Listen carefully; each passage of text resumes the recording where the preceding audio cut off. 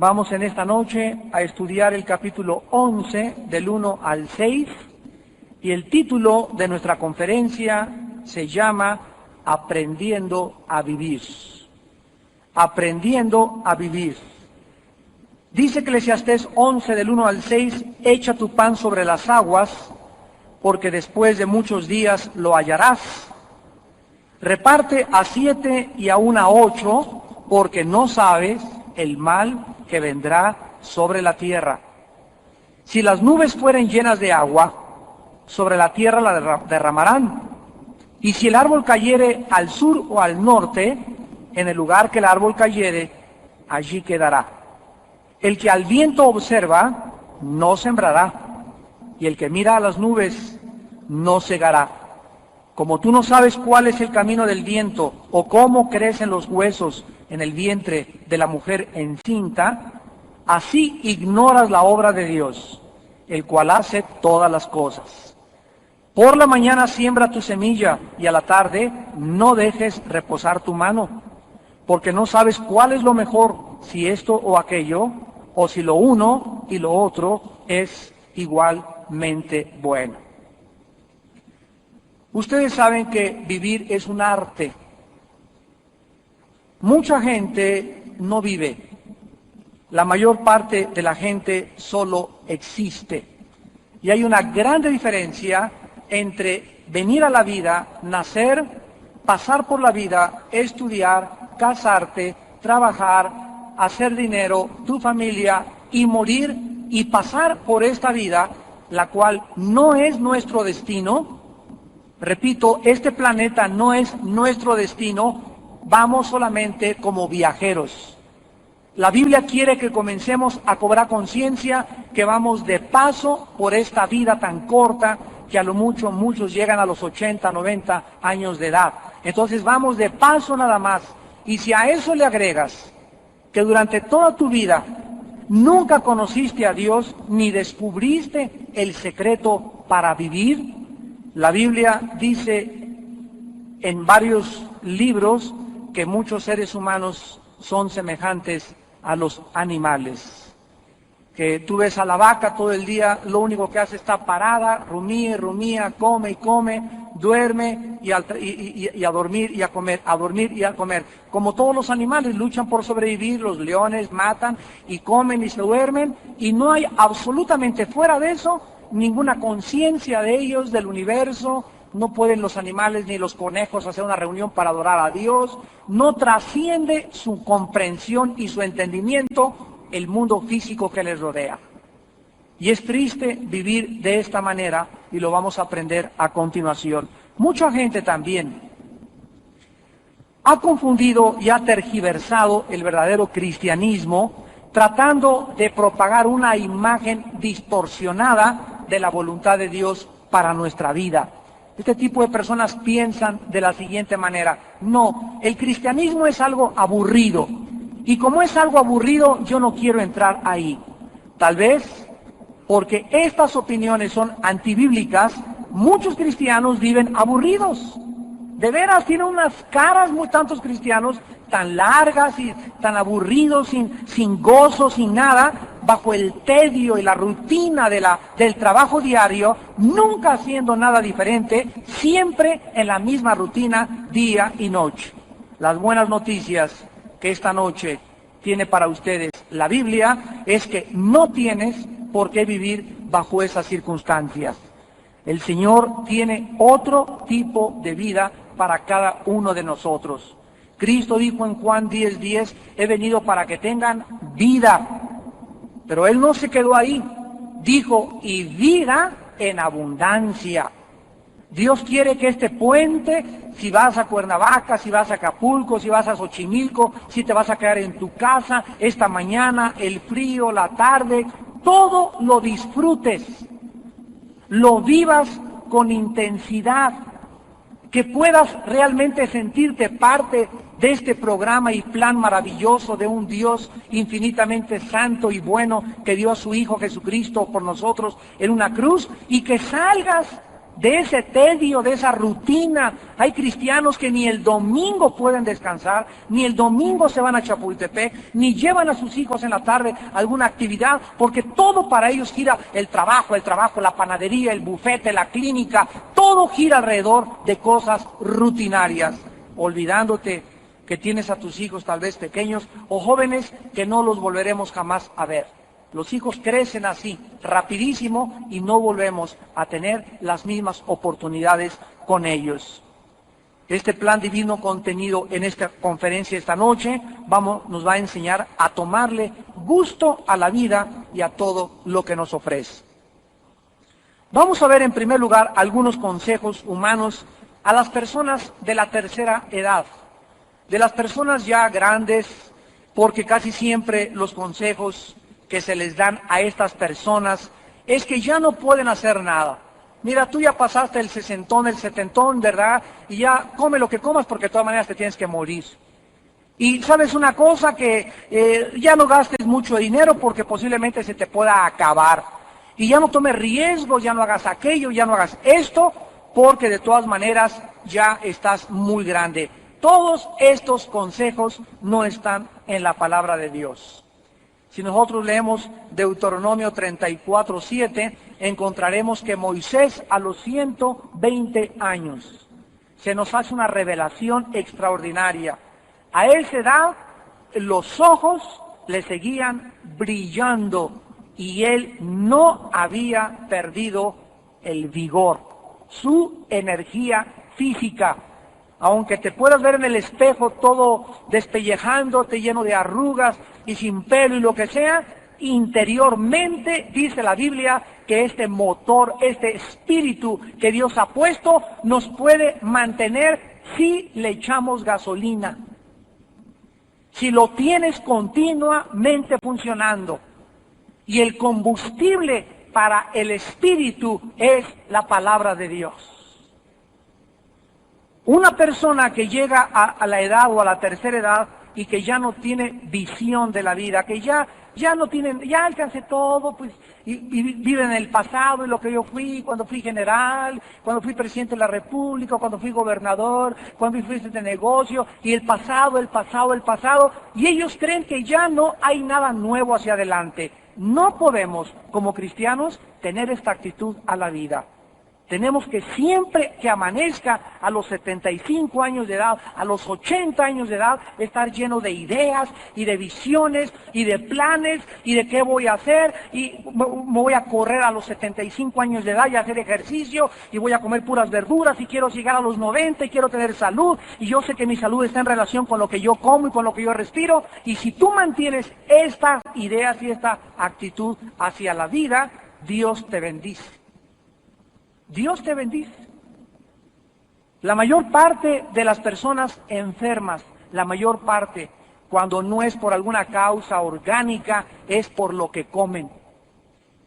La mayor parte de las enfermedades es por nuestra mala y pésima alimentación.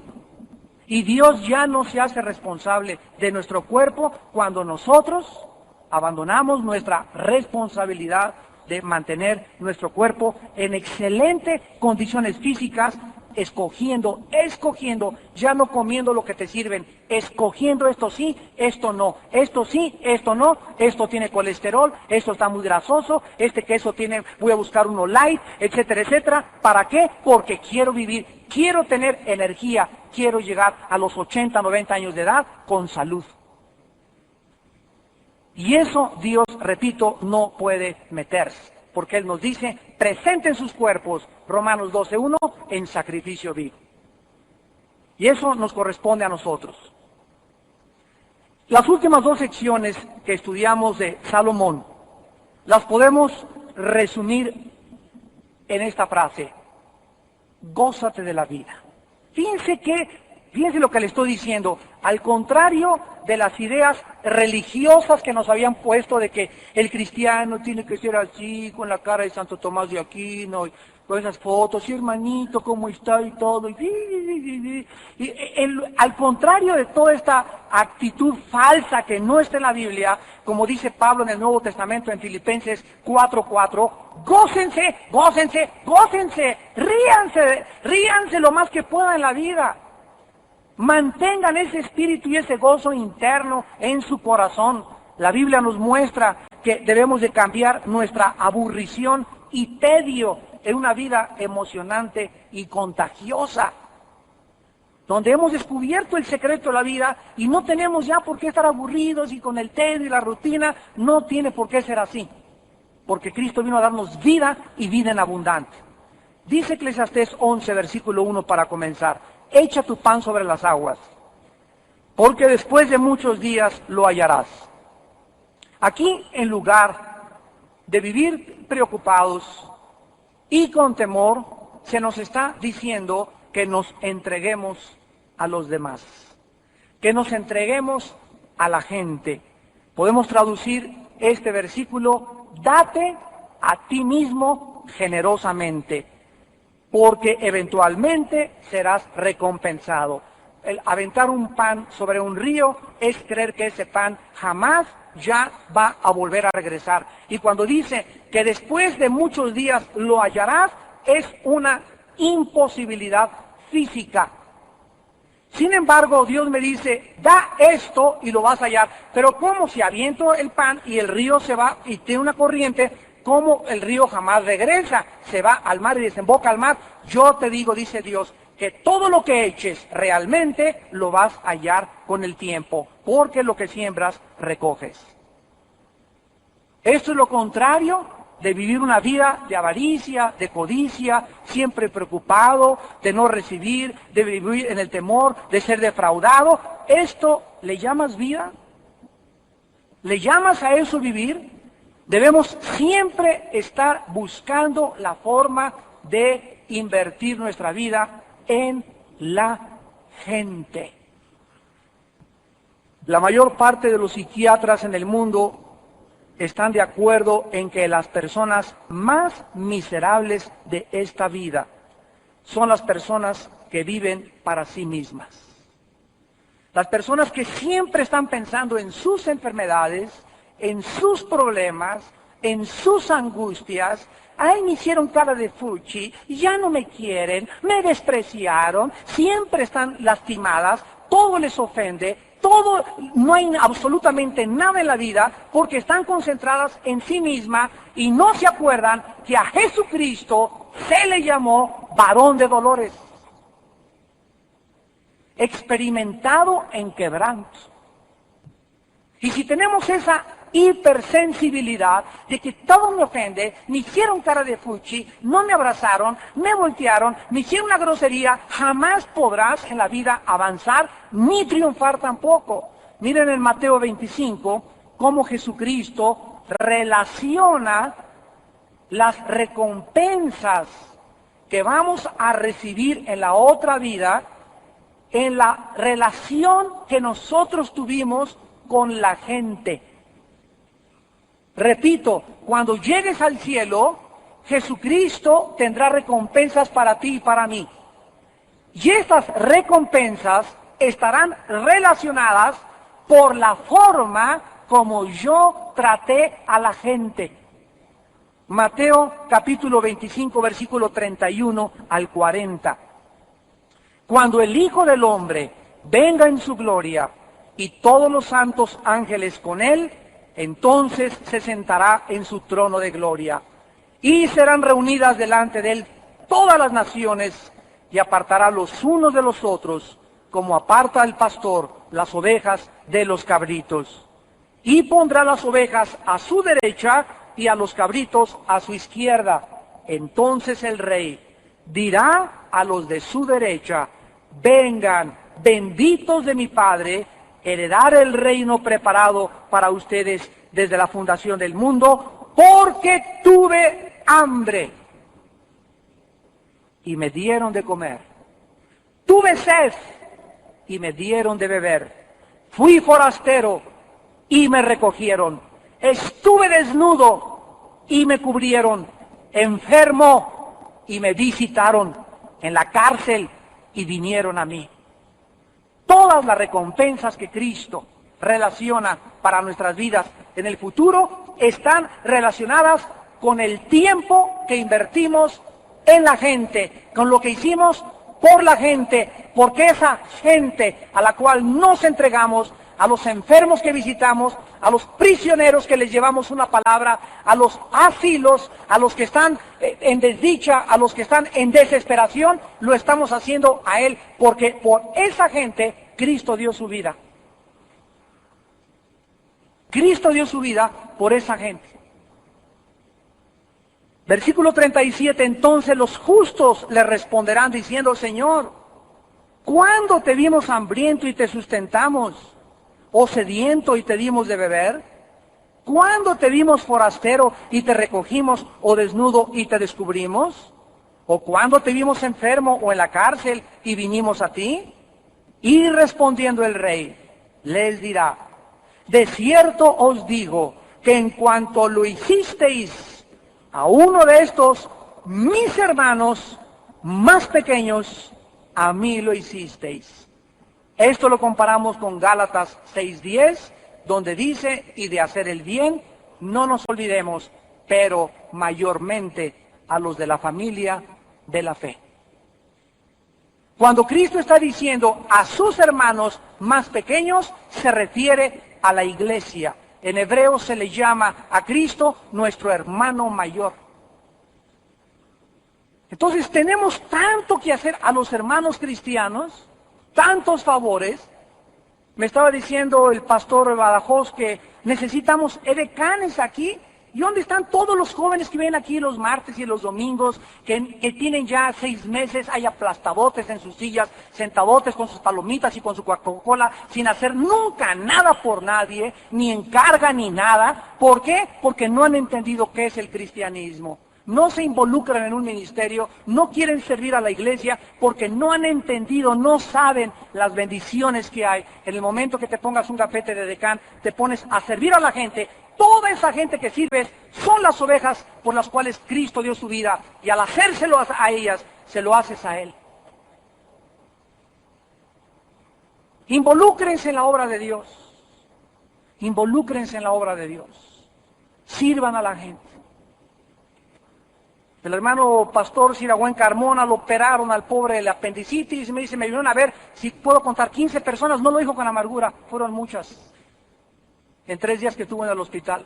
¿No es triste esto? ¿No es triste esto? ¿No es para que nos parte el corazón a la mitad? Que haya tanta ingratitud en el pueblo de Dios.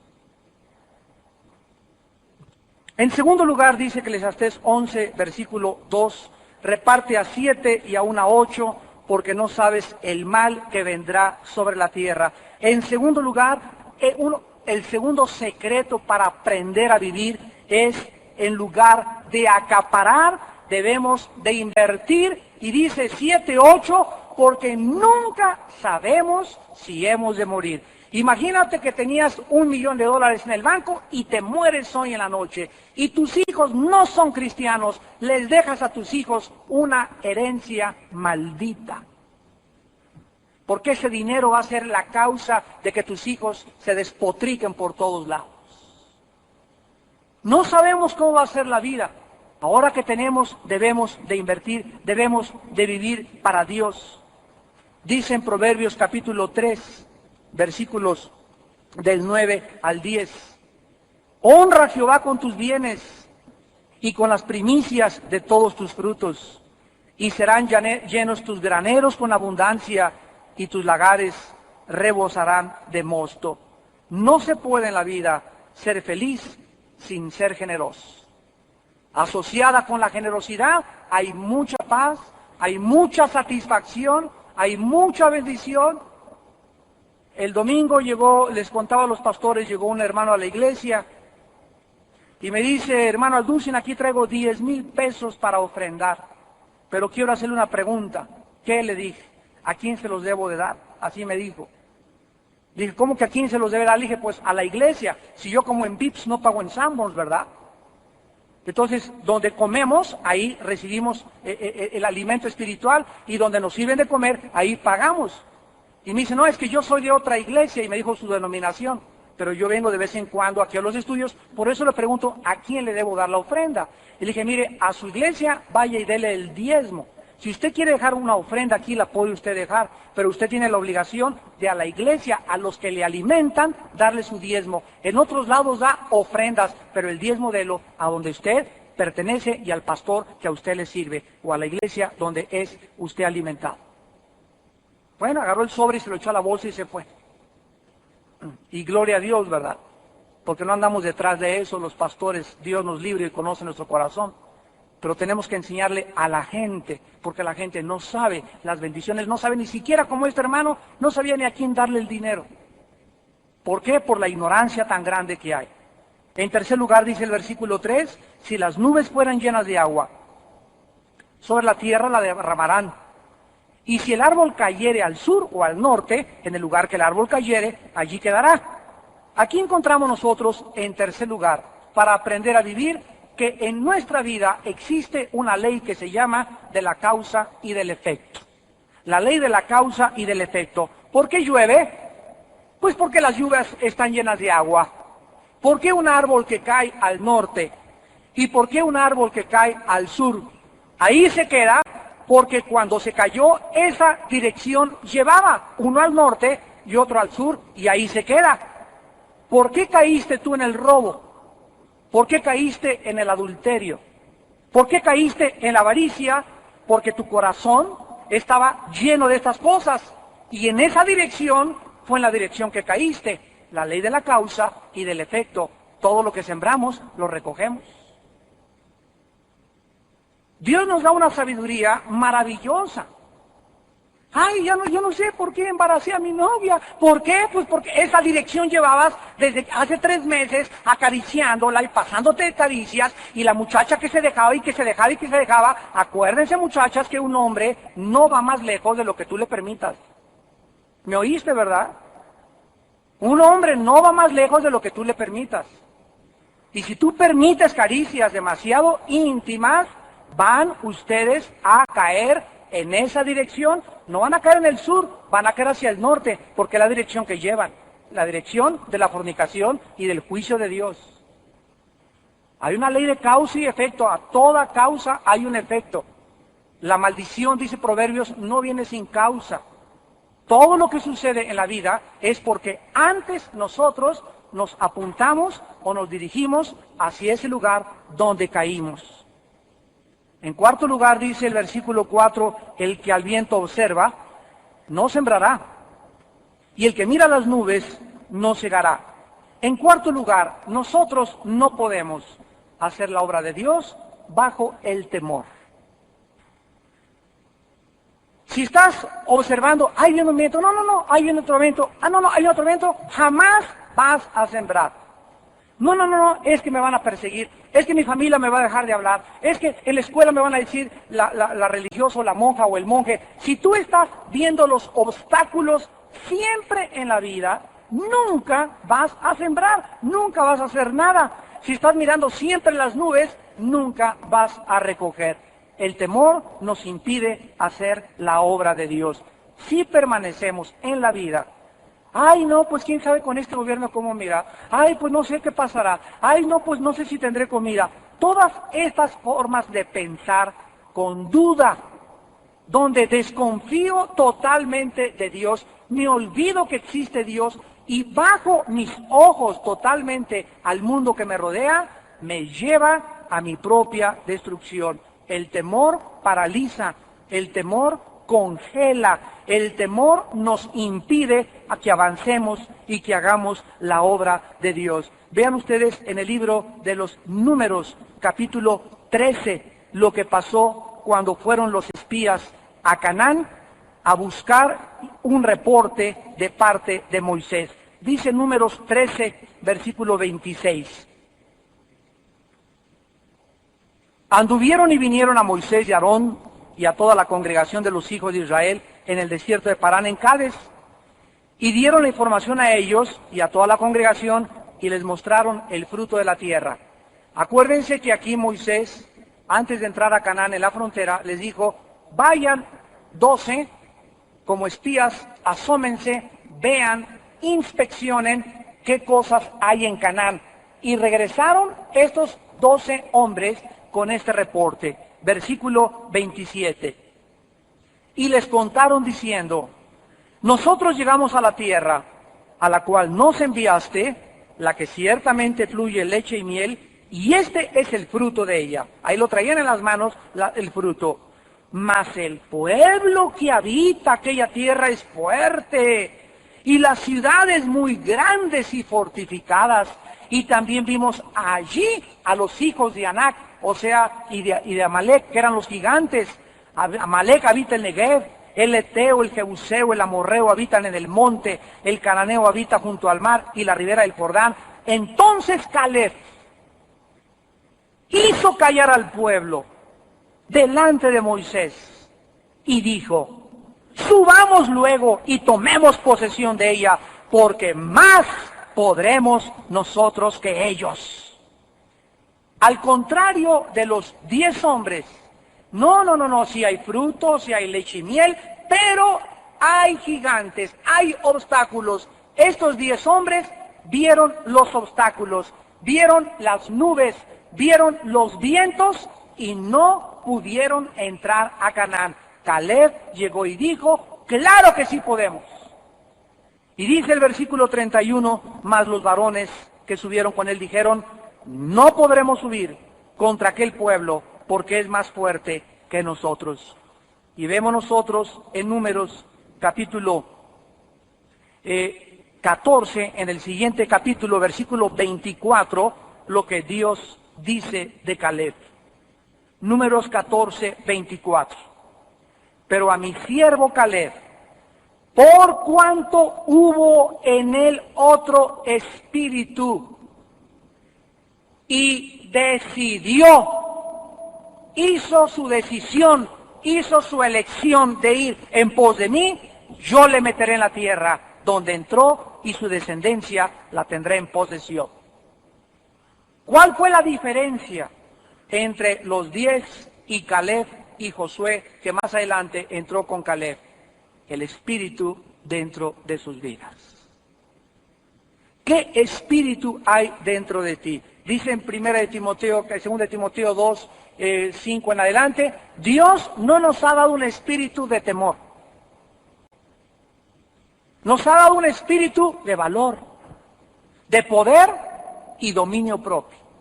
Si yo tengo el espíritu de Dios en mi vida, no veré a Goliat, no veré los obstáculos, no veré la inflación, no veré cómo anda la bolsa de Londres o la bolsa de Nueva York, no veré los problemas del clima, no veré nada, veré a aquel que dice, estoy contigo todos los días hasta el fin del mundo.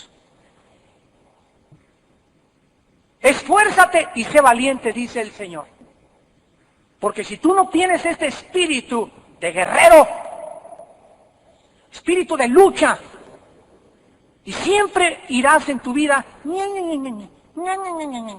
se puede, esto es muy difícil, siempre vivirás en la mediocridad, siempre vivirás estancado, nunca podrás avanzar, nunca vencerás tus complejos. Ay, estoy muy fea, ay, no la hago, soy muy bruto desde chiquito, soy muy menso. Si sigues tú con esos pensamientos y con esa actitud, no vas a hacer la obra de Dios. Porque para hacer la obra de Dios se necesitan guerreros.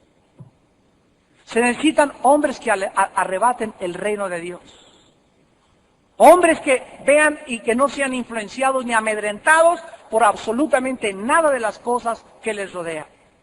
Antes, en todas estas cosas, en la desnudez, en la falta de ropa, en la falta de dinero, en la persecución, en el frío, contra los demonios, contra los principados, ante estas cosas somos más que vencedores. Porque nadie nos podrá separar del amor de Cristo.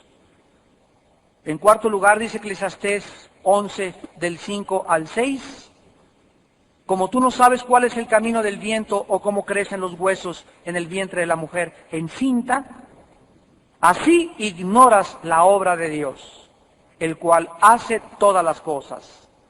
Por la mañana siembra tu semilla y a la tarde no dejes reposar tu mano, porque no sabes cuál es lo mejor, si esto o aquello, o si lo uno o lo otro es igualmente bueno.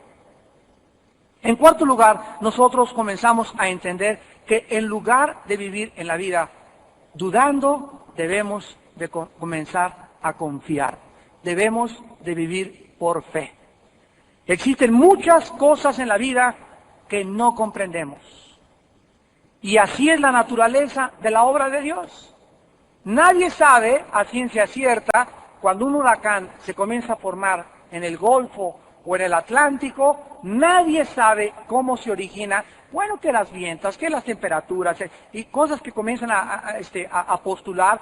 Nadie sabe por qué lleva una dirección y de repente hace que ese huracán se vaya por otro lado. Nadie sabe el origen de dónde surge el viento y a dónde va a acabar el viento. Nadie sabe de qué forma imperceptible, aunque se han tomado fotos de un feto y a los 3 semanas, a los 4, el proceso del crecimiento cuando van haciendo las orejitas y el corazoncito y los pulmones y el estómago y la piel, quién va dando las señales para que una cosa sea oreja, la otra cosa sean dedos, la otra cosa sean cerebro. Así muchas cosas del universo.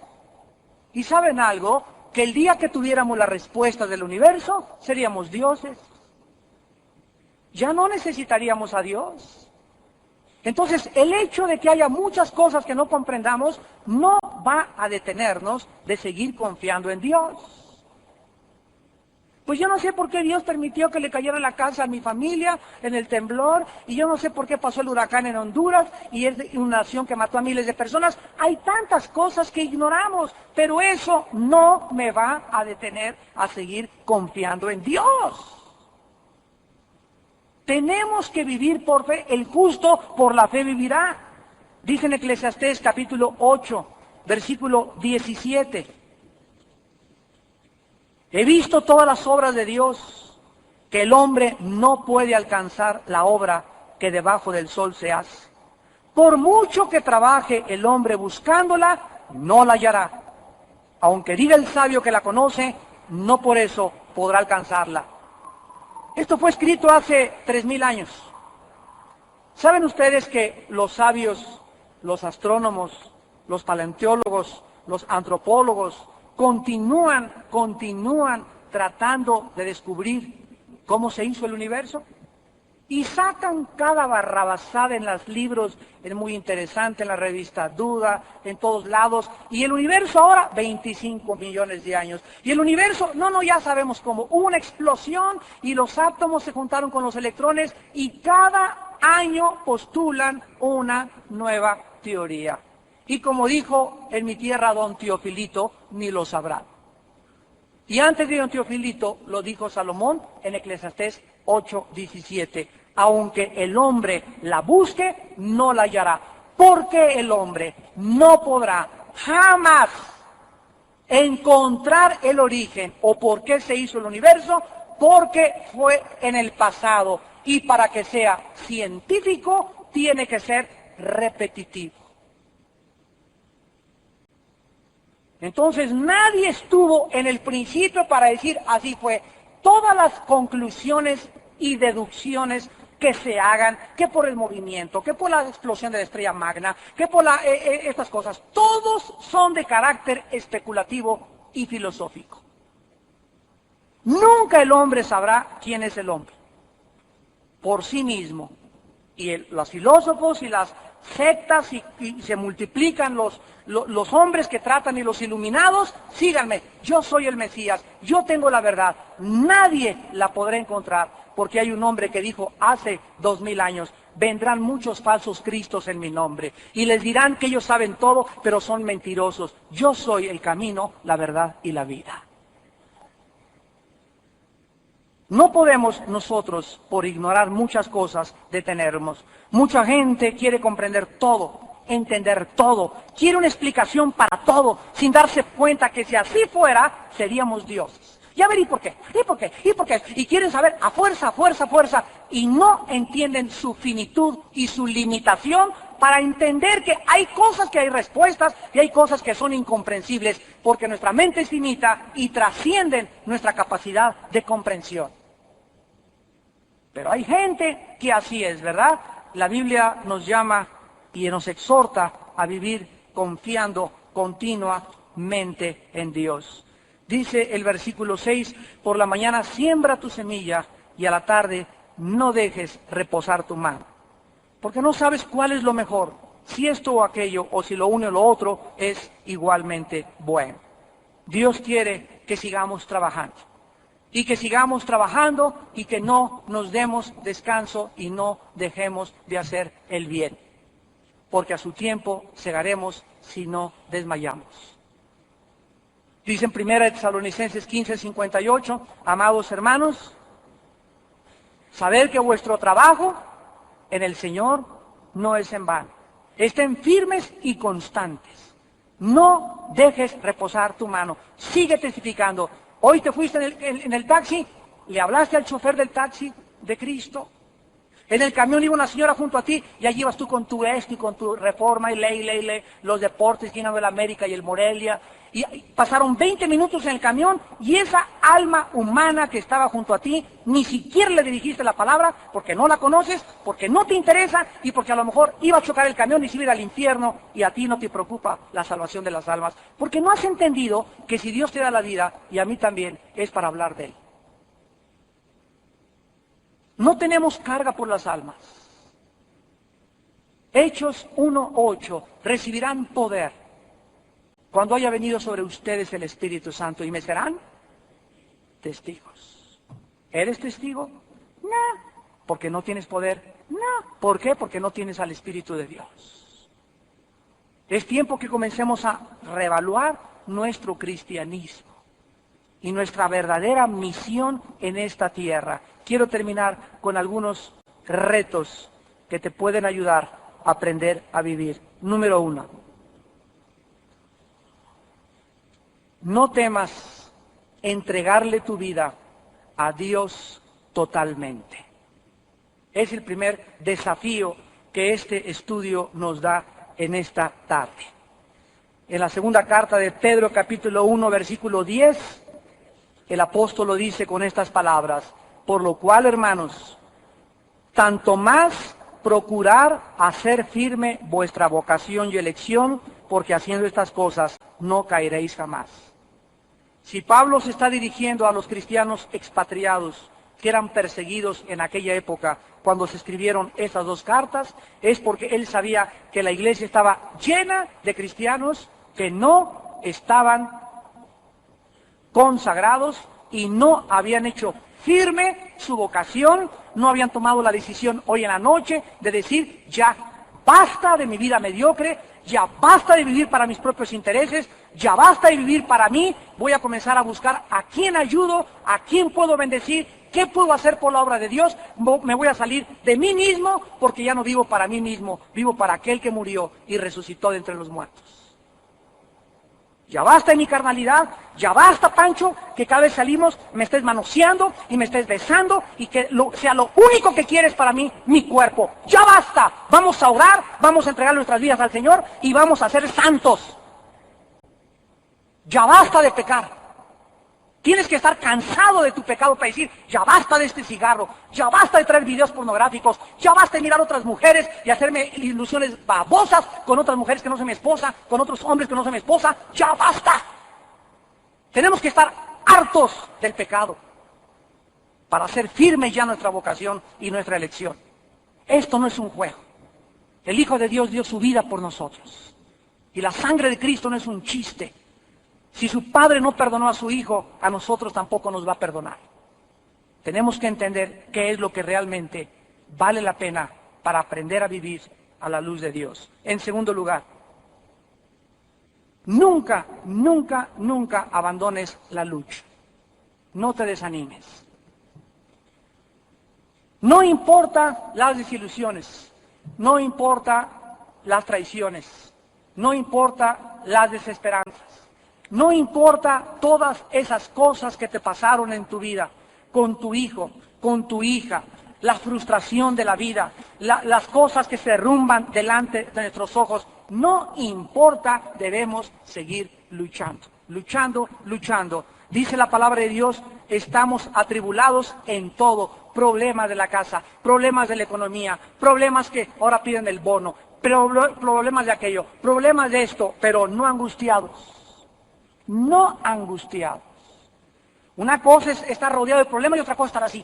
Yo no puedo, Señor, un tequila, un whisky, un pericazo, un toque de mota, otra mujer, una disco, voy a escaparme. No, no, no, no. ¿Dónde está ese Espíritu de Dios dentro de tu vida? La angustia es llegar a un punto en la vida donde nos soltamos de Dios y donde cerramos nuestros ojos a Dios y donde comenzamos a creer que Dios ya no tiene que ver en mi vida. Estamos en apuros, mas no desesperados. No importa qué urgencia tengas que pagar, y no importa qué tanto tengas para pagar, escribir a tus hijos, y no importa qué tanto tengas que pagar esa letra, no te desesperes, tranquilino, pino, cocolino. Tranquilo. Ni ecuanil, nada de ecuanil. Un chocho, nada de chocho. Cálmese. Cae de rodillas. Por nada estén afanados. Filipenses 4, 6 y 7. Por nada estén afanados. ¿Qué es por nada? ¿Perdón? No haya, nada es nada. No hay ninguna circunstancia de la vida que pueda quitarme mi paz, mi seguridad, mi confianza y mi tranquilidad en aquel que me dijo, estoy contigo todos los días hasta el fin. Y en cuanto la angustia venga y en cuanto algo me venga a quitar esa paz y yo vea que ya estoy perdiendo la tranquilidad, dice en Filipenses 4, 6 y 7, híncate. Híncate. Sean conocidas vuestras peticiones delante de Dios en oración, ruego y súplica.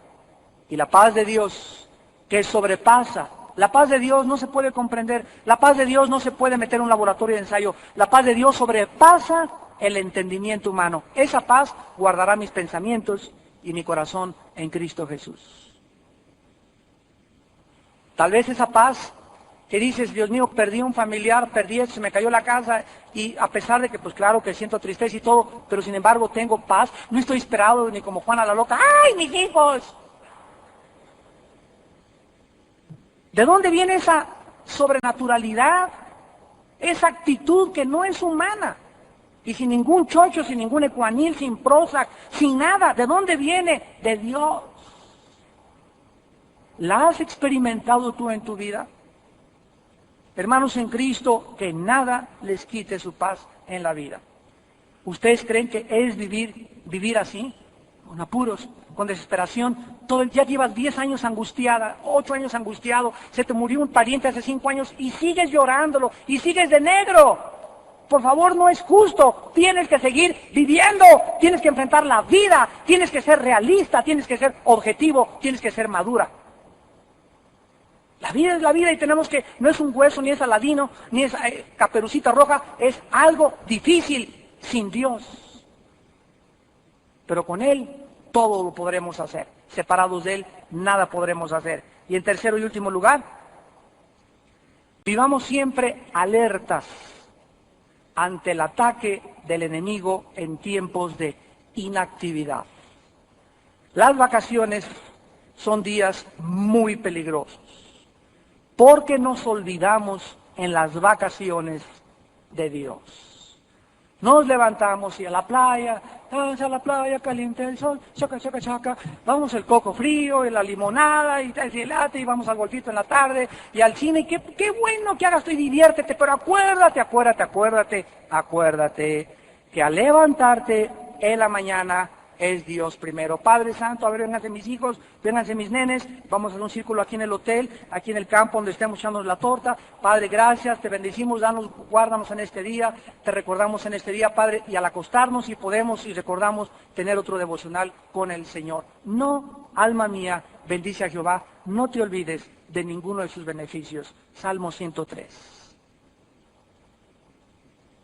No permitamos que en esos tiempos el enemigo nos ataque. Primera de Pedro 5, 7 y 8.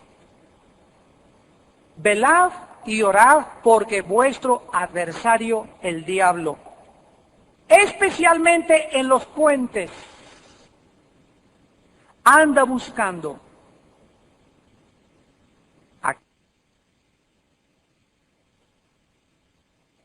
esta palabra. ¿Quién deja de vivir por fe? ¿Quién deja de confiar por Dios? Ahí es cuando el enemigo brinca. Y si no mantenemos esta perspectiva de que Satanás no tiene puentes, y él no tiene días festivos, ni hay armisticio con él, ni tiene vacaciones, entenderás que la vida es una guerra. Y tenemos que pelear esta buena batalla para poder en el día de la coronación saber que tenemos firme la corona de justicia, el cual Dios entregará a todos aquellos que aman su venida. Y todos los que aman su venida y tienen esta esperanza, se purifican a sí mismos, así como Él también es puro.